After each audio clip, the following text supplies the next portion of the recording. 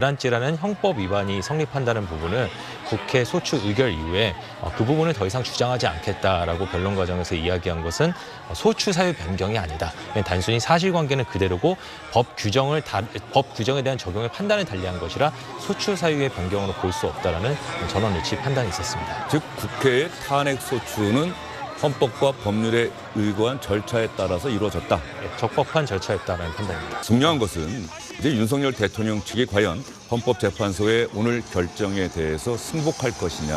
사실 이 얘기가 끊임없이 나오지 않았었습니까? 그렇습니다. 11시 22분부로 윤석열 전 대통령이 되었습니다. 네. 윤 전 대통령 측이 이번 헌재 선고 결과 8대 0이라는 재판관 전원일치 파면 결정을 어떻게 받아들이고 국민들께 어떤 메시지를 내느냐가 지금 화면에 나오고 있는 저 광장에 모여있는 지지자들, 윤 전 대통령을 지지했건 반대했건 목소리를 내고 있는 분들이 좀 일상으로 돌아갈 수 있게끔 우리가 평온한 일상을 찾게끔 도움이 될 것 같습니다. 그런 면에서 윤 전 대통령 측이 이제는 좀 입장을 빨리 내주는 것이 좋지 않겠나라고 생각합니다.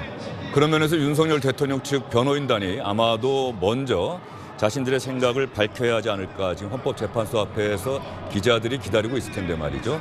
국회 측은 헌법재판관 8명 전원의 일치된 의견으로 윤석열 대통령 파면이 선고된 만큼 이것은 사필 규정이다. 대한민국 역사의 승리고 대한민국 국민의 승리다. 이렇게 의미를 부여했습니다. 과연 윤석열 대통령 측 변호인단은 어떠한 생각을 국민에게 밝힐 것이냐. 윤석열 대통령 측 변호인의 첫 발표가 상당히 중요하지 않겠습니까? 네, 그렇게 생각을 합니다. 지금 현재 이 분위기에 상당히 많은 분들이 탄핵이 결정된 이후에도 사회 불안, 갈등, 분열이 더 심화되는 것 아니냐 이런 우려들을 많이 하고 계신데 말이죠. 윤곽근 변호사가 조금 전에 네. 기자들 앞에서 얘기를 했습니다. 탄핵 심판이 준비 기일부터 진행 과정 자체가 불공정하게 진행됐는데 결과까지도 법리적으로 납득할 수 없는 결정이 완전히 정치적 결정으로 봐서 안타깝다. 이것이 21세기 법치주의 대한민국에서 일어날 수 있는가 참담한 심정이다.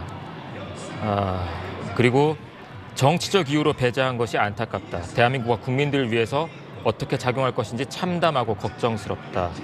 이번 결정이 다시 한번 안타깝고 참담하다라는 입장을 밝혔습니다. 윤곽근 변호사가 절차도 불공정했고 결과도 불공정했다. 정치적 결정이다. 헌법재판소의 오늘 결정에 대해서 승복하겠습니다. 헌법재판소는 정치적 사안을 최종적으로 사법적으로 결정하는 최고 헌법기구인 만큼 그 결정을 따르겠습니다라고 하는 입장 발표가 아니라 대단히 불공정한 결정으로서 우리는 유감을 표한다. 지금 이렇게 이야기를 한 것 같네요. 네네.